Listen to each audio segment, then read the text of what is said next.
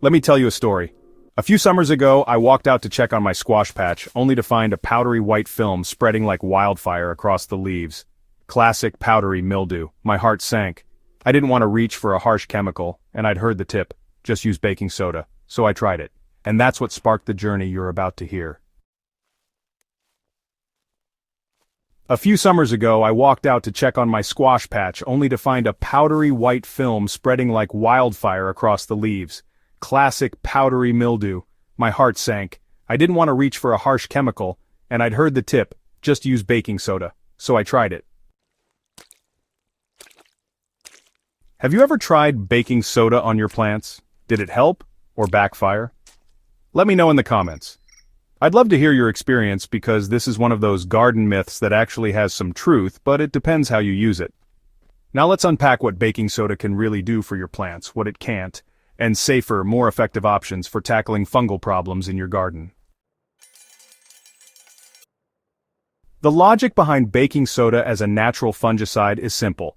Fungi like powdery mildew thrive in acidic conditions. Baking soda, or sodium bicarbonate, is alkaline, so when applied to plant surfaces it can make the environment less hospitable to fungal spores. This approach doesn't kill the fungus in the way a chemical fungicide would. It simply inhibits its growth by shifting the pH. That distinction is critical.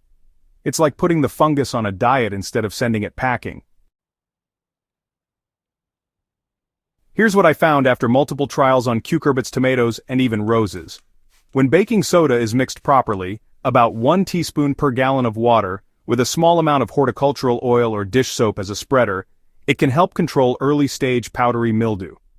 The soap breaks surface tension so the solution sticks and the altered pH slows spore spread. But here's the kicker. It's a preventative, not a cure. If your leaves are already 60% covered in mildew, baking soda won't reverse it.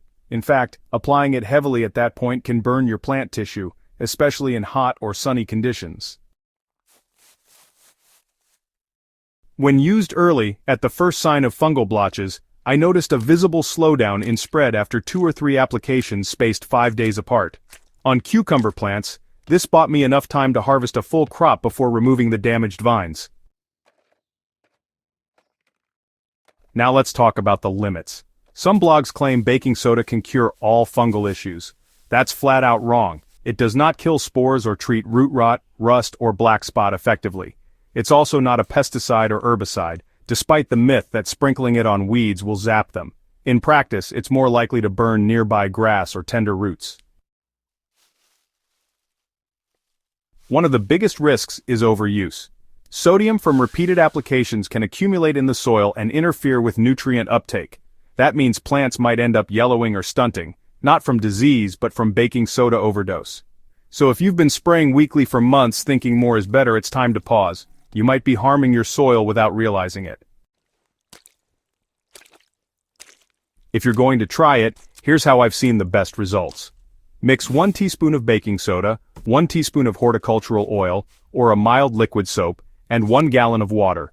Spray it early in the morning or late evening to avoid sunburn. Always test it on a small patch of the plant first. Apply when you first notice fungal blotches, don't wait, and reapply weekly only if the plant shows no signs of stress. Stop if the leaves start to yellow or curl. Also, rotate with other treatments like neem oil or compost tea sprays to avoid stressing your plants with too much sodium. Now, if you want truly effective garden-safe fungal control, consider these alternatives I've tested side by side. Neem oil is my top choice. It not only suppresses powdery mildew and other fungi, but also deters pests like aphids and spider mites. It's biodegradable and safe for beneficial insects if used properly. Compost tea is another gem. When brewed properly and sprayed on foliage, it introduces beneficial microbes that outcompete fungal pathogens. It's like building a natural immune system for your plants. And don't underestimate good airflow and spacing. Many fungal issues come from trapped moisture. Pruning the lower leaves of squash and tomatoes or staking vines dramatically reduces mildew pressure without any spray at all.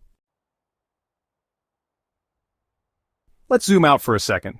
Why do some gardens fight mildew every year while others don't? It often comes down to soil health. A well-balanced microbially rich soil creates resilient plants with thicker cuticles and better defenses. I've seen plants in rich compost-amended beds resist diseases that wiped out nearby plots grown in compacted, lifeless soil.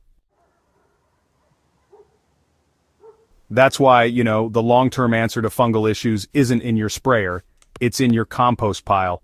The more you feed your soil with organic matter and microbes, the less you'll need remedies later. Baking soda has its place, especially for gardeners looking for quick, natural solutions. But it's not a miracle cure. It's a mild suppressant at best, and honestly, a potential hazard if you overuse it. If you're going to use it, just do so wisely. Better yet, focus on prevention. Think airflow, soil health, compost sprays, and rotating your crops. And hey, what's worked for you? Have you had success, or maybe even failure, using baking soda on your plants? Drop a comment below and share your tips or, your horror stories. You might just save someone's harvest. If you found this guide helpful, please give it a thumbs up, share it with your fellow gardeners, and subscribe to HydroHaven for more honest, practical gardening techniques. We don't chase trends, we test them. Until next time, happy gardening, and remember, the health of your plants always starts with the life in your soil.